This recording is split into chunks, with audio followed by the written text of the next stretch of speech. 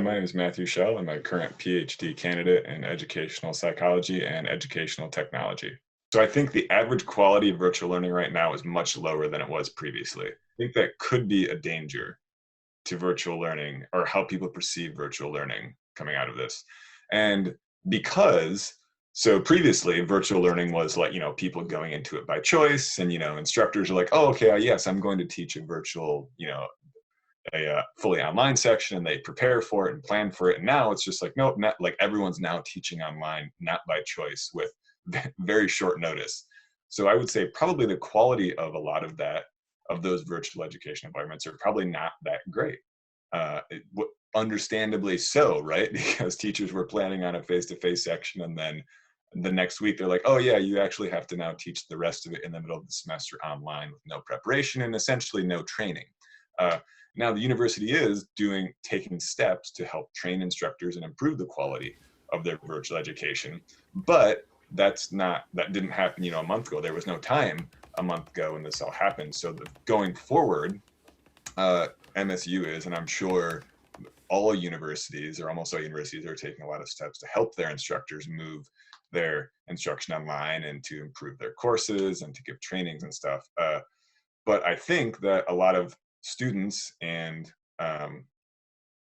parents, if we're talking about K-12 settings, and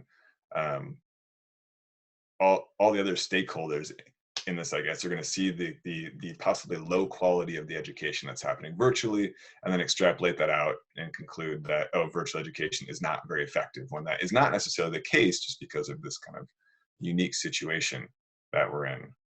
I also think that I'll predict that virtual enrollment, or that enrollment in virtual courses and like K-12 virtual schools, will increase substantially in the fall. Hi, my name is Alexandra Ballinger. I'm a second year in the clinical psychology PhD program at Michigan State.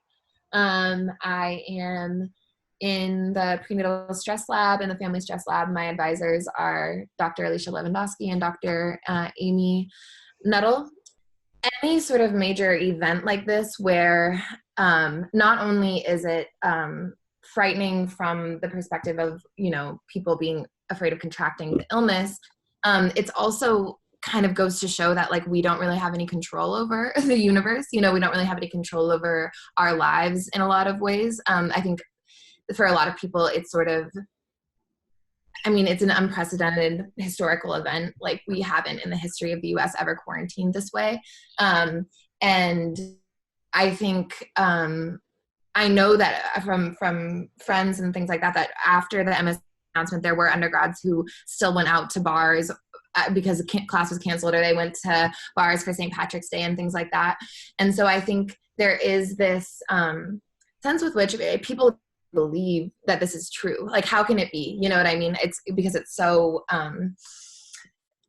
unprecedented, and just also like challenging to our psychological nature, that basically we like to think that we have control. We like to think that we can plan ahead, that we, our days are going to progress with a certain amount of regularity.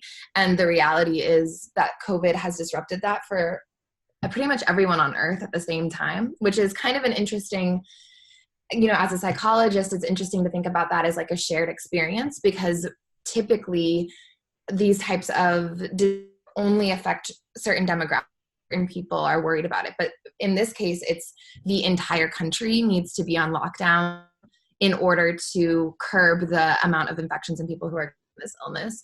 I am the instructor for one section of TE 150, Reflections on Learning, in the College of Education at MSU. And I think there are a lot of adjustments and figuring out, none of us were planning to teach online. So there are a lot of things that I tried that I thought would be great for my students. And then it turns out that, it didn't have the effect that I intended. And so I think the key is to really just be flexible and get feedback from students until you figure out a routine that works for your specific class. Hello, my name is Alexandra Lee, and I'm a PhD student at MSU in the Educational Psychology and Educational Technology program, and my research was focused on student motivation.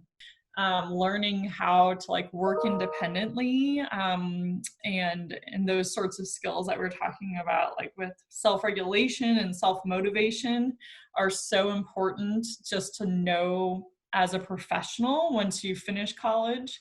And I think that anyone who's going into education specifically, so my pre-service teacher students, that this is a really great opportunity to think more creatively about how we can be better teachers.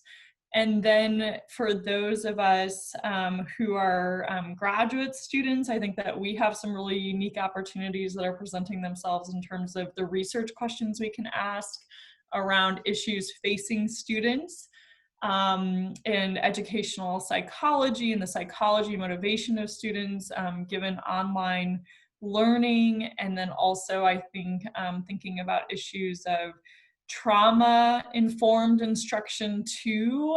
So I think there's a lot of new questions that are presenting themselves at all levels of the system that we're in at MSU. And so there's just so much learning that can happen. I had a lot of students when I was a K-12 teacher virtually say that they have told teachers, their virtual teachers, more and things than they would ever have told any of their face-to-face teachers. And so I guess partially one of the critiques of online learning is kind of the barrier of the computer, right? So like we're not in person together, we can't, we're not maybe connecting at a level, or we're connecting at a different level than we would be if we were sitting next to each other in the same room. But that barrier can also open up lines of communication that might not exist with that barrier removed, with teachers and students in face-to-face settings. And so students feel more comfortable sharing, I've heard this a lot, feel more comfortable sharing some personal issues or problems that they're having with their virtual teachers than they do with their face-to-face teachers. And we've also kind of, I think, I've heard some reports of that in the sections that we've been moving online this semester with the undergrads. The undergrads are, kind of opening up the teachers in some ways that they might not have otherwise. It's none of our jobs to fix the system, right? Like none of us alone need to. I think it's our job as citizens, as informed, individuals, to spread the awareness that we have, to pay attention to what the source of our information is, to dispel the myths that we hear coming up with, you know what I mean? Mm-hmm. But also to survive, to get through it, whatever that means for you, get through it, because we have to get through it to change. We have to get through it to make things better. Things aren't going to get better because we get so beside ourselves with anxiety and existential dread and so overwhelmed by the kind of horror of the situation. Mm-hmm. Like that doesn't benefit anyone, for any of us to be like that. Like it doesn't benefit anyone for a nurse to kill herself because she thinks she has corona. That doesn't, no one that is only hurtful. That is only going to be. So that's, I guess, what I am kind of advocating for is like, we need to be aware of these things, but only to the extent that we can handle as an individual psychological well-being. And then beyond that, take care of yourself, take care of your friends and your people.